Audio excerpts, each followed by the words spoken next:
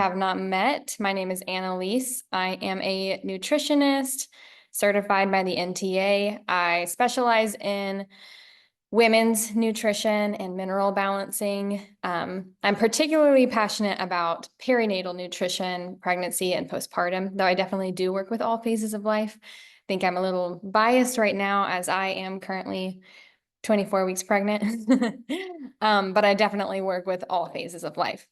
I'm really passionate about your body's ability to heal itself. And I firmly believe that our bodies are always working toward healing and that we just have to give it the tools that it requires. So if you're interested in working with a nutritionist to address your symptoms with a root cause approach, I would love to be your girl. Here's a sample list of concerns that I work with. I do run a lot of functional labs, including hair tissue mineral analysis, which is mineral testing, and Dutch testing, which is hormones. So my nutrition therapy service includes a lot of resources. My clients are very supported. You can scan that QR code there on the right if you want more information, but otherwise, let's just get going. So before we jump into all things digestion, I just want to give this disclaimer that this presentation is for educational purposes only. So of course, it's not intended to diagnose, treat, or mitigate disease. So consult your healthcare provider about dietary choices or supplements that could interact with medications that you're on, and just use common sense. So I've been a Young Living customer for quite a long time now. I absolutely love the products and the supplements, and I'm really excited to share all things nutrition and supplements and lifestyle with you. I take a holistic approach, and I'm always telling my clients foundations first. So when I'm referring to foundations, I'm referring to this chart right here. And the foundations are digestion and elimination, which we are talking about tonight, blood sugar regulation, fatty acids, nutrition, mineral balance, and hydration. So many people view supplements in and of themselves as a holistic approach. But here's your reminder that if you're taking a lot of supplements without changing your diet or your lifestyle, that's not taking a holistic approach. At that point, you're treating supplements like they are medications, which they're not designed for. Supplements support foundations, but they're not foundations in and of themselves. So it's just something to remember that the lifestyle and nutrition adjustments are just as important as the supplements that you're taking. They're more important than the supplements that you're taking. Supplements are meant to supplement. But with that said, today we're going to talk about the really critical foundation of digestion, how you can support yourself, what's normal, what's not, lifestyle, nutrition, and supplement suggestions. Knowing how to support yourself, especially with digestion, is truly life-changing. So I think it's really helpful to start with, how does digestion work? So we'll get into that right now. So digestion begins in your brain. When you think about or you see food, you salivate, right? So it activates your salivary glands to produce saliva. Chewing breaks down the food into something that we call a bolus in your mouth. You swallow this bolus, and this moves into your stomach, of course. In the stomach, this bolus mixes with stomach acid and enzymes and forms something called chyme, which is this, or chyme, I'm not actually sure, I think it's chyme. I've only ever read this word, a semi-liquid mixture. So this process takes hours, of course. You can, probably feel your food digesting. This chyme moves into your small intestine for further digestion, where your pancreas releases digestive enzymes and your gallbladder releases bile to help further digest fats. And then the nutrients are absorbed in your small intestine. So what remains from here moves into your large intestine, where water and electrolytes are absorbed. Beneficial bacteria help break down fiber, and they produce short-chain fatty acids, which are very important for inflammation and overall gut health. Then this remaining waste becomes feces, which of course you eliminate later. So I think it's very helpful to think of your digestion process as this north to south process.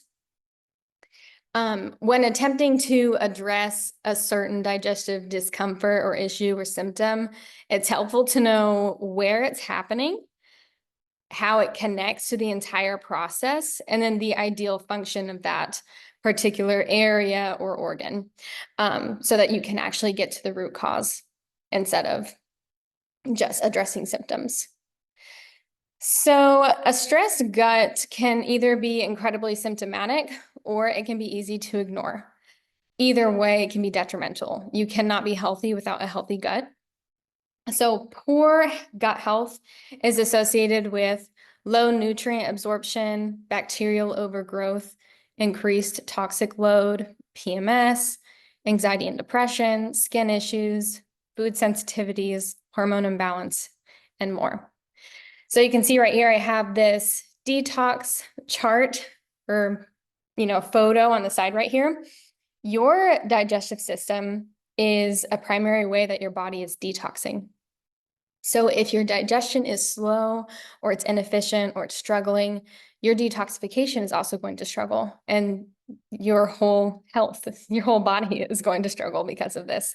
So this is a truly critical foundation. Think of your body as a river. Everything needs to be flowing appropriately, and digestion is a part of that river. So what are some signs that your digestion is stressed and therefore contributing to poor gut health? So if you're full for a very long time, if you feel full very fast when you start eating, if you struggle with constipation, diarrhea, abdominal pain, bloating, gas, food intolerances, unexplained weight changes, fatigue, any skin issues, indigestion, headaches, or pain in the lower right abdomen. These are all signs that your digestion is not functioning optimally. So many people struggle with these symptoms and they chalk it up to being human, and that's part of the digestion process. But I'm here to tell you, if you are healthy and your digestion is doing what it's supposed to be doing, you should not be dealing with these symptoms. Efficient, healthy digestion does not look like this. So if you struggle with any of these symptoms, these are signs that you do need to work on your digestion. So now that we know what stress digestion looks like, what does healthy digestion look like?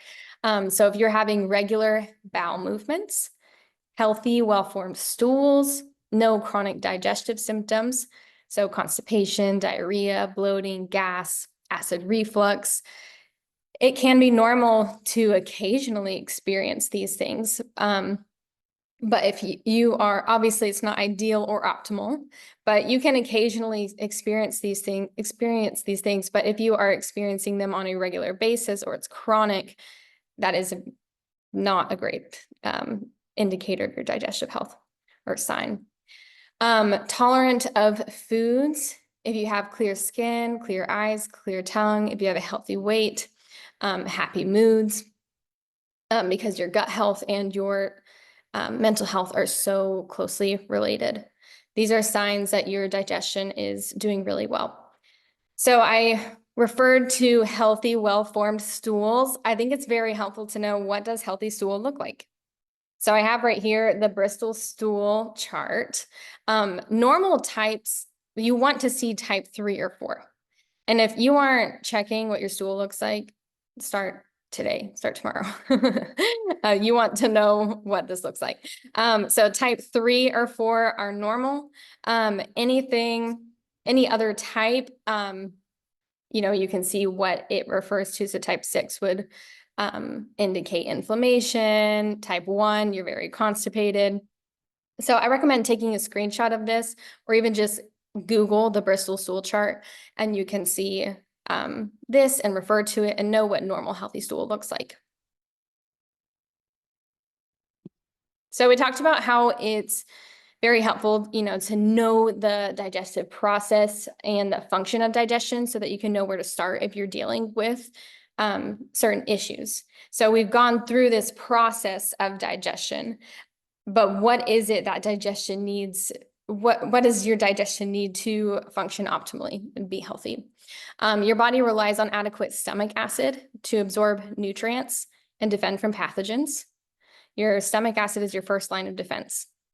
You need proper bile. So you need enough bile to emulsify fats This is really important for your lymphatic system, for your detoxification, for your absorption of fatty acids and fat-soluble vitamins, for cholesterol regulation and intestinal motility. You need good gut bacteria to support your digestion and your immune function. You need plenty of enzymes to break down proteins, fats, and carbs into their individual constituents for absorption. You need optimal absorption in the small intestine to transport nutrients to the bloodstream. You need healthy bowel movements to eliminate waste, toxins, and excess hormones.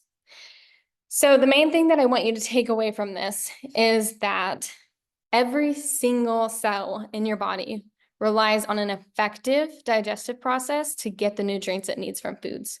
So it's not about what you eat, but how well you absorb it. What you eat is very important, but if you're not absorbing those nutrients, then it almost doesn't matter, right? So you can have the healthiest diet in the world, but if you are struggling with your digestion, you're not benefiting from your diet as much as you could be. So it's very important to address this critical foundation. So I'm going to go through some ways that you can support your digestion.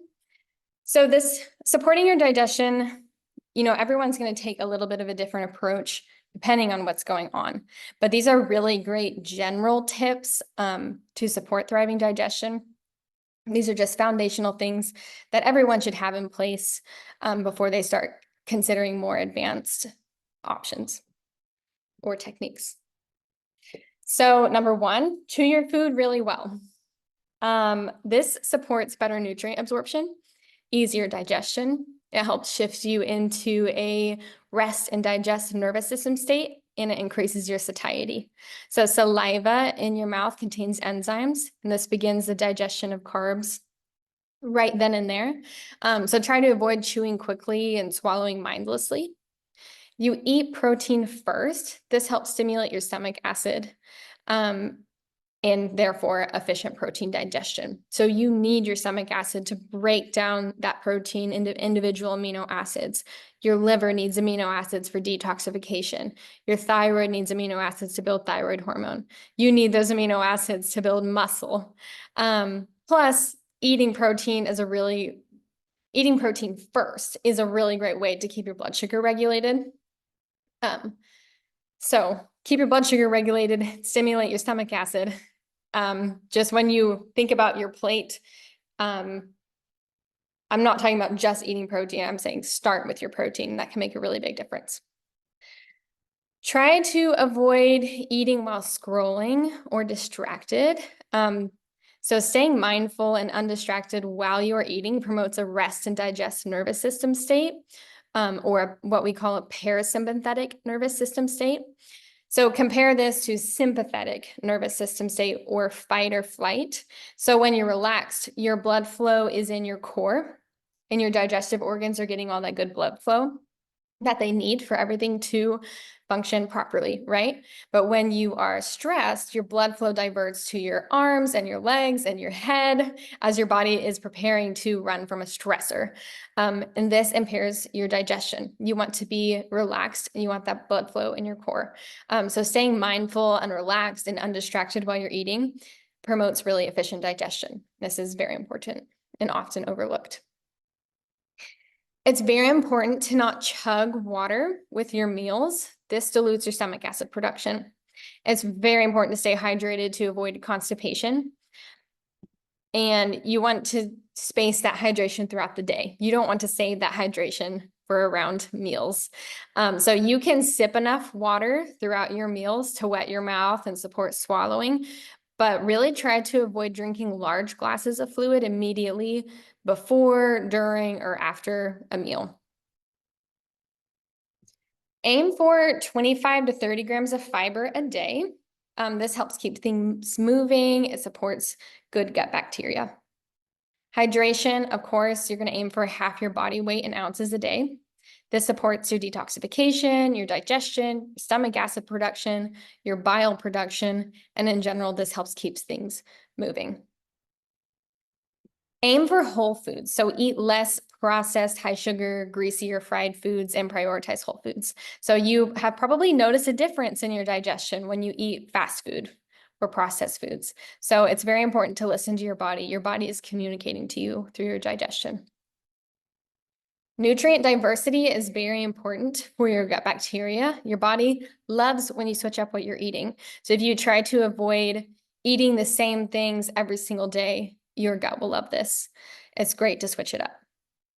Fermented foods, of course, support good gut bugs. Apple cider vinegar shots before meals support your protein digestion and your stomach acid production. If you struggle with stomach acid production, you can eat more zinc-rich foods. So you need lots of zinc and sodium to make enough stomach acid. Eating bitter foods promotes a healthy stomach, healthy gallbladder, and a healthy liver. Exercise, lastly, keeps things moving. So, of course, the body is a river, and exercise helps that river flow. So this can be very supportive of your digestion. Feel free to screenshot any slides, by the way, so that you can refer back to. These are, free ways that you can start supporting your digestion today. So I always recommend getting started here, of course. Why jump to supplements if you don't have these foundations in place? So I want to pause on the topic of stomach acid, because this is a widely misunderstood topic, and I often mention the need to support stomach acid in that list that I just went through.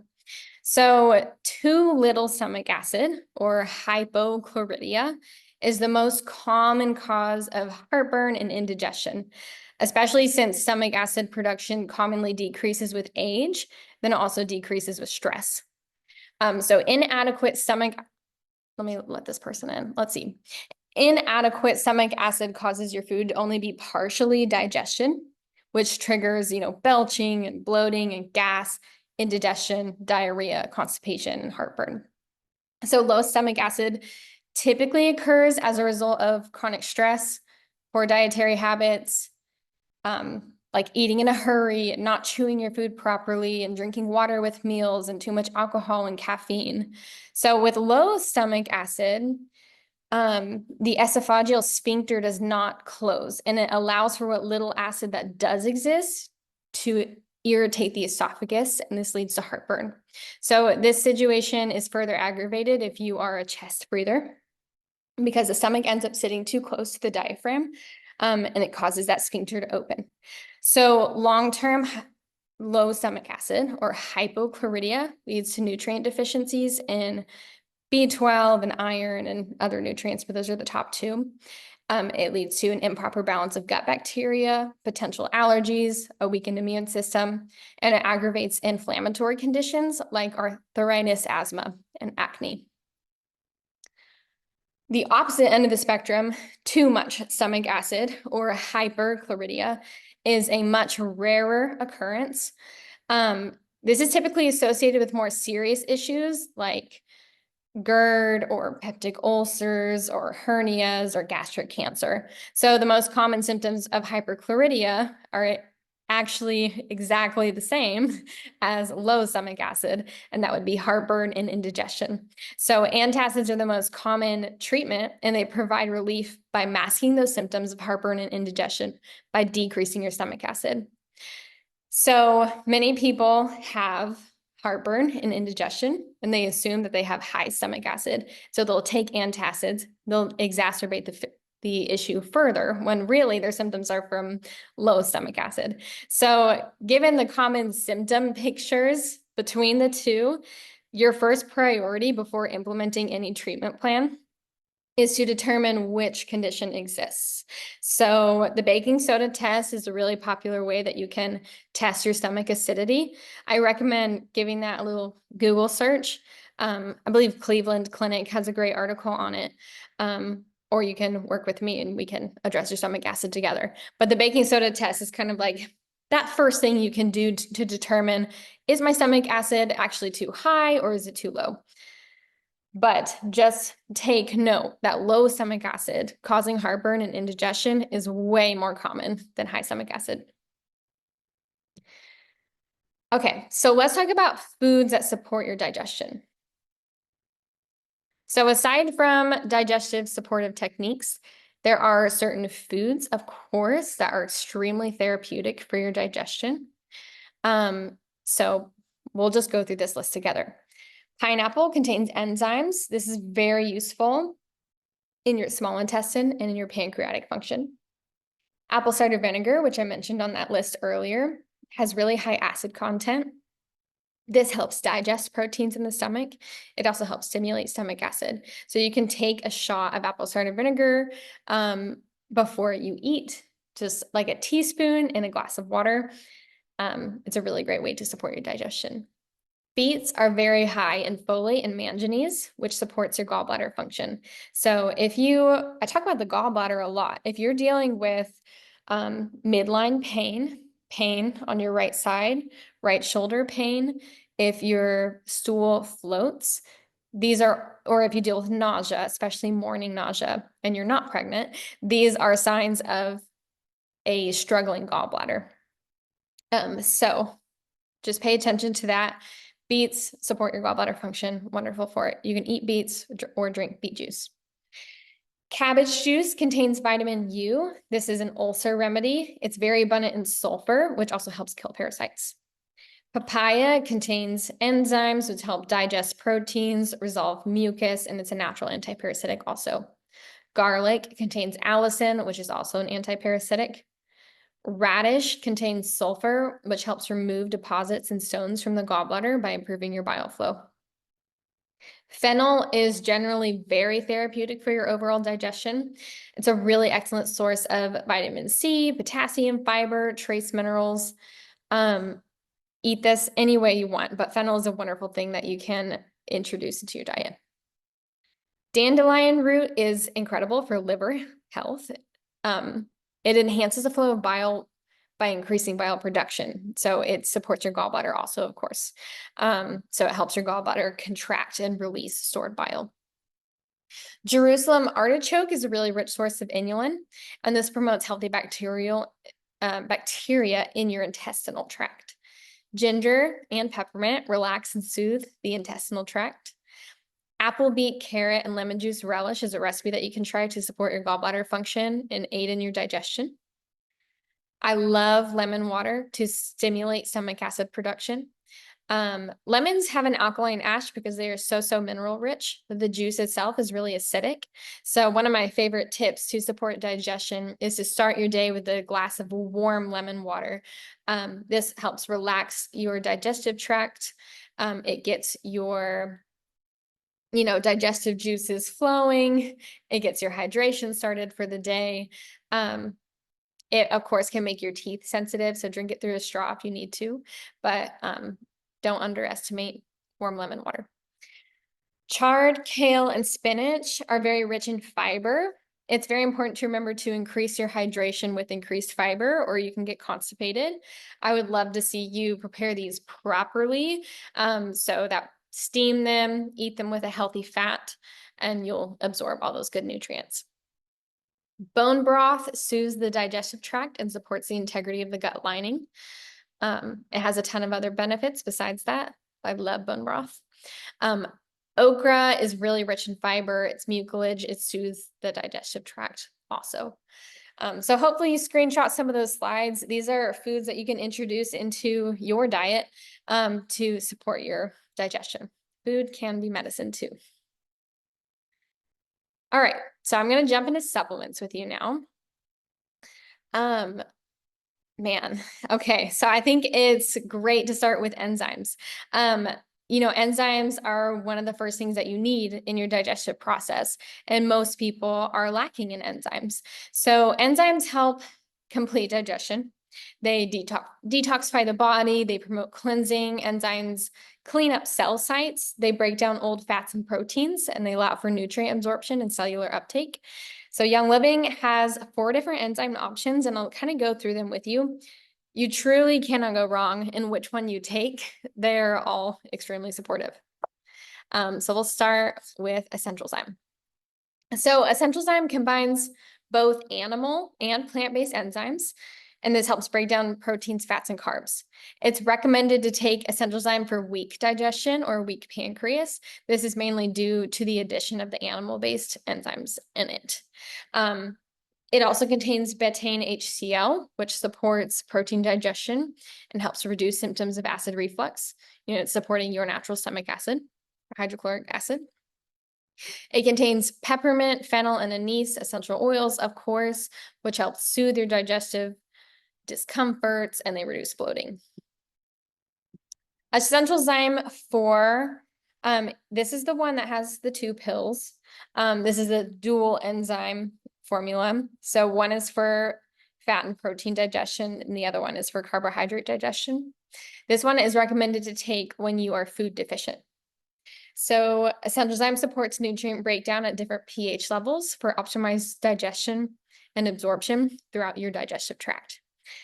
This one is ideal for people who need broad digestive support. Okay, next we have detoxzyme. So detoxzyme contains enzymes that support detoxification and break down starches, sugars, proteins, and fats. This one specifically is incredible for any pressure, gas, bloating, or fullness. So this one promotes complete and efficient digestion. The cumin and anise in this support your liver and your gallbladder function, which I assume this is where the name detoxzyme came from, since it has that liver and gallbladder focus. Allerzyme was specifically formulated for people with food sensitivities. So if you struggle with common food sensitivities like gluten and dairy and other common triggers, Allerzyme is for you. This helps minimize your gas and bloating. The ginger and peppermint reduce nausea and they calm the digestive tract. You really can't go wrong. It can be helpful to try all of them and see how you react to them. Everyone needs enzymes, so get some enzymes. All right, so Digize. Digize is an essential oil blend. It contains fennel and anise, which are known to alleviate gas buildup and reduce bloating. It contains ginger and peppermint, which relieve indigestion, nausea, and upset stomach. The tarragon and the lemongrass in it support your body's natural production of digestive enzymes. Juniper supports your liver and it helps your body process fats and detoxify. And then the patchouli in this helps encourage regularity by supporting your intestinal motility. So you can put Digize on your belly, you can take it internally, you can put it on your feet, however you want. I will usually put it on my stomach. All right, now we have sulfurzyme. So sulfurzyme is a powerhouse supplement. I absolutely love sulfurzyme. Sulfurzyme contains MSM, which promotes your gut lining. MSM helps maintain and repair leaky gut, and it improves your it repairs your gut lining, which can help prevent leaky gut, which improves your overall nutrient absorption. You want your gut lining to be tight. MSM is known to reduce inflammation, which can help soothe an inflamed gut and reduce your digestive discomforts. It's also very rich in antioxidants as it includes wolfberry powder, which is also a prebiotic. So this nourishes your beneficial gut bacteria. It's like food for them. MSM supports your liver's natural detoxification processes, which most people in this day and age need. MSM also contributes to cellular repair throughout your body, including cells in the digestive tract, and this helps maintain a healthy, resilient gut. So since sulfurzyme contains a prebiotic, this is a really great thing to take alongside a probiotic to kind of support everything. Okay, next we have alkaline. So if you have true high stomach acid, alkaline is a wonderful supplement that you can try. It contains alkaline minerals that help neutralize that excess stomach acid. So it's going to relieve those symptoms of acid reflux and heartburn. It helps alleviate bloating, gas, and indigestion. So a balanced pH and proper acid levels improve your digestion and your overall digestive environment. So it makes it easier for your body to break down food and absorb nutrients. The alkalizing ingredients in this support your body's natural detoxification processes, and it helps remove acids and toxins that disrupt your digestive health and contribute to your overall toxin load. So love alkaline. It tastes good too. in my opinion.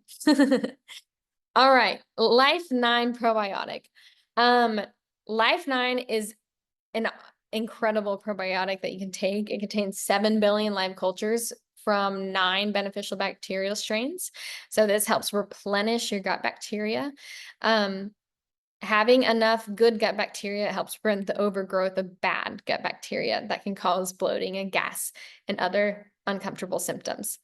Life 9 in general, because it has good probiotics, improves the breakdown and absorption of nutrients. It encourages regularity by supporting intestinal motility, and it strengthens your gut lining by reducing the likelihood of leaky gut.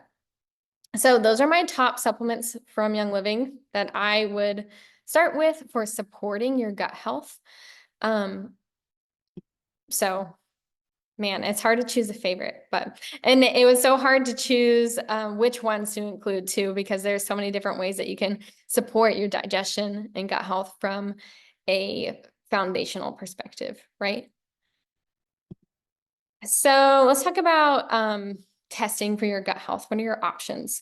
I don't offer any gut testing, but I want to walk you through your options if you do struggle with gut health. Food sensitivity testing can be helpful to see what foods you may be sensitive to. There are other options besides food sensitivity testing, like pulse testing, but most people prefer just seeing on a piece of paper what foods they're sensitive to, compared to more involved tests like pulse testing. So food sensitivity testing is important because, or knowing what foods you're sensitive to in general is very important, because it's very important to not continue to eat foods that you are sensitive to, as that contributes to leaky gut. It disrupts your gut microbiome. It triggers inflammation. It can potentially cause an overactive immune system. So that's one option. GI map is another. This is a stool test analysis that assesses the health of your gut. This assesses the amount and the types of microorganisms in your gut, including bacteria, viruses, parasites, and fungi. And then it also assesses proteins related to immune and digestive health. So GI map can tell you about gut inflammation, dysbiosis, opportunistic pathogens. It's really great to identify the root cause of certain symptoms and health conditions. Lastly, we have the SIBO breath test. This is a test that evaluates you for small intestinal bacterial overgrowth, or what we call SIBO. SIBO often causes bloating, diarrhea, constipation, and terrible breath. So the SIBO breath test is something that you could try if you dealt with those symptoms. I do plan to offer GI map and food sensitivity testing when I come back from my maternity leave in May, but it's not something I offer right now. But gut testing is really awesome. Until then, though, there are 2 other functional labs that I offer and that are very popular that can tell you about your gut health indirectly and are more, or one of them is more cost effective. And so it can kind of be like that first, not line of defense, but your first step in assessing your gut health. So mineral testing. What can minerals tell you about your gut health? Minerals, so on a mineral test, you're going to see, deficiencies and imbalance, and then in your good minerals, and then you're also going to see heavy metals or toxic elements.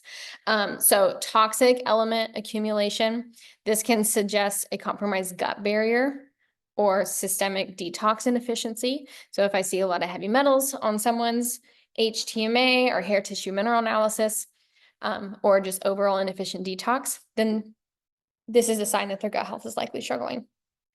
Deficiencies in certain elements like selenium or manganese impact your gut lining integrity and your enzyme production. So if we see the levels of those enzymes of those minerals are not appropriate, it gives us insight into your gut health. Calcium and magnesium, we're looking at these 2 as their relationship. We're not looking at them individually on the HTMA. I mean, we do, but we're mostly looking at their relationship. So this tells us about your nutrient absorption and your stomach acid levels. Your phosphorus reflects your protein digestion and your stomach acid production. So if your phosphorus is not ideal, that tells us about how efficient your digestion is. Sodium and potassium tell us about your adrenals, which impact your bile production and your digestive enzymes. Your zinc tells us about stomach acid production because again, your sodium. So your body needs lots of zinc and sodium to make enough stomach acid. So if your low stomach acid production is not rooted in just stress and not eating mindfully, then we're going to look at those minerals. Elevated copper can contribute to microbial imbalances or yeast overgrowth in your gut, and then so forth. So your minerals are foundational when it comes to your gut health. HTMA is a very useful screening tool to get a picture of what may be going on, but it should definitely be combined with other diagnostics for a full and complete picture. It is not a gut test, but it's kind of a whole body health test. But minerals can tell you a lot about your health, your digestion specifically. Okay, next we have Dutch test. So Dutch test, it stands for dried urine test for comprehensive hormones. So this is a hormone test. What can Dutch or hormone testing tell us about our gut health? So chronically elevated cortisol can impair your gut lining integrity, and that can lead to leaky gut. Low cortisol can reflect adrenal fatigue, which reduces your enzyme production and your stomach acid production. So that gives us insight into your digestion. Poor estrogen detoxification points to dysbiosis as gut bacteria regulate estrogen recycling. Low progesterone impairs your gut motility, leading to constipation and changes in the microbiome. We can get a picture of your progesterone on your Dutch. Then low melatonin indicates oxidative stress and poor gut repair because melatonin supports your gut lining health, and so on.